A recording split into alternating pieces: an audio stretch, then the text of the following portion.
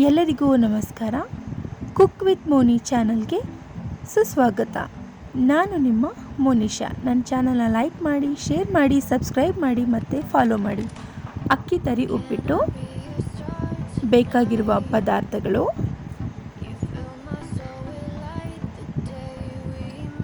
ಮಾಡುವ ವಿಧಾನ. ಮೊದಲಿಗೆ ಅಕ್ಕಿ ತರಿನ ನಾನು ಹುರ್ಕೋತಾ ಇದ್ದೀನಿ. 2 ರಿಂದ 3 ನಿಮಿಷ ಹುರ್ಕೊಂಡ್ರೆ ಸಾಕು.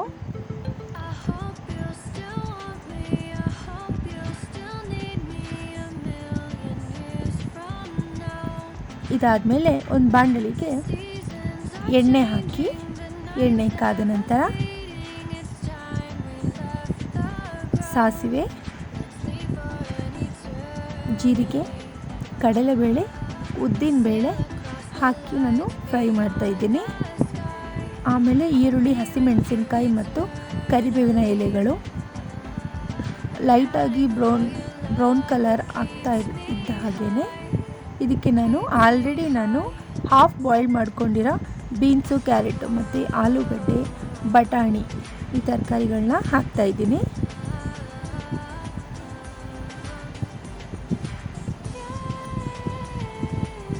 ಚೆನ್ನಾಗಿ ಮಿಕ್ಸ್ ಮಾಡ್ಕೊಳ್ಳಿ.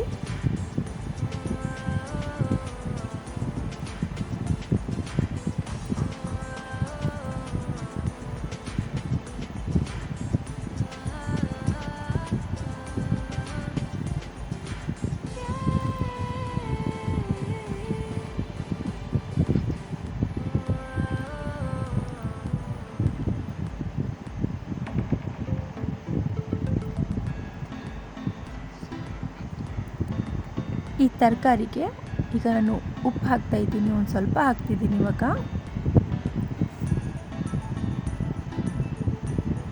ಬೇಯುವಾಗ ಯಾವುದೇ ರೀತಿಯಾದ ಬಣ್ಣನ ಚೇಂಜ್ ಆಗಲ್ಲ, ಅದಕ್ಕೋಸ್ಕರ ಬೇಯುವಾಗ ಸ್ವಲ್ಪ ಉಪ್ಪು ಹಾಕಿದ್ದೀನಿ, ಅದಕ್ಕೋಸ್ಕರ.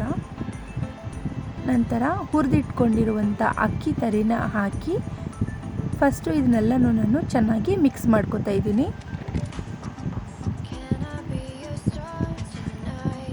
ನಾವು ಉಪ್ಪಿಟ್ಟು ರವೆ ಉಪ್ಪಿಟ್ಟು ಮಾಡುವಾಗಲೂ ಸಹ ಈ ಥರ ಮೆಥಡ್ ಯೂಸ್ ಮಾಡ್ಬೋದು. ಯಾವುದೇ ರೀತಿಯಾದ ಗಂಟುಗಳು ಸಹ ಆಗೋದಿಲ್ಲ. ನಾನು ಇವಾಗ ನೋಡಿ ಇದು ಉಪ್ಪಿಟ್ಟಿಗೆ ಎಷ್ಟು ಬೇಕೋ ಅಷ್ಟು ಉಪ್ಪನ್ನ ಮತ್ತೆ ಇನ್ನೊಂದ್ಸರಿ ಆ್ಯಡ್ ಮಾಡ್ಕೊಂಡಿದ್ದೀನಿ. ಆ್ಯಡ್ ಮಾಡಿಕೊಂಡು ಚೆನ್ನಾಗಿ ಮಿಕ್ಸ್ ಮಾಡ್ತಾಯಿದ್ದೀನಿ. ನಾನಿಲ್ಲಿ 2 ಲೋಟ ಅಕ್ಕಿ ತರಿಗೆ 4 ಲೋಟ ನೀರನ್ನು ಆಲ್ರೆಡಿ ನಾನು ಬಿಸಿ ಆಗೋಕ್ಕೆ ಇಟ್ಟಿದ್ದೆ. ಆ ಬಿಸಿ ನೀರನ್ನ ಈಗ ಇಲ್ಲಿಗೆ ಹಾಕೋತಾ ಇದ್ದೀನಿ.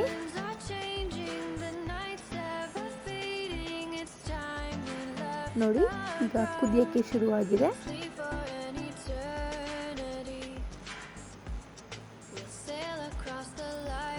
ಮುಚ್ಚಳ ಮುಚ್ಚಿ 2 ರಿಂದ 3 ನಿಮಿಷ ಕಡಿಮೆ ಉರಿಯಲ್ಲಿ ಬೇಯಿಸಿದ್ರೆ ಆಯಿತು. ನೋಡಿ, ಈಗ ಅಕ್ಕಿ ತರಿ ಉಪ್ಪಿಟ್ಟು ರೆಡಿಯಾಗಿದೆ.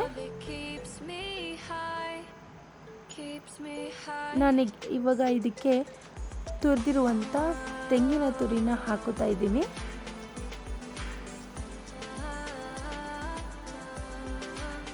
ಮತ್ತು ಕಟ್ ಮಾಡಿರುವಂಥ ಕೊತ್ತಂಬರಿ ಸೊಪ್ಪು ಮತ್ತು ನಿಂಬೆ ರಸ ಹಾಕ್ಕೊಂಡು ಮತ್ತೊಂದು ಸರಿ ಮಿಕ್ಸ್ ಮಾಡ್ಕೊತಾ ಇದ್ದೀನಿ.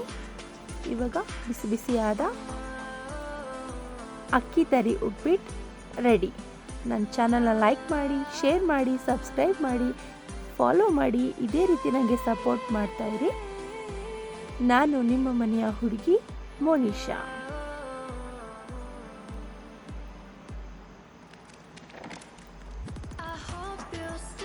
ನಮಸ್ತೆ.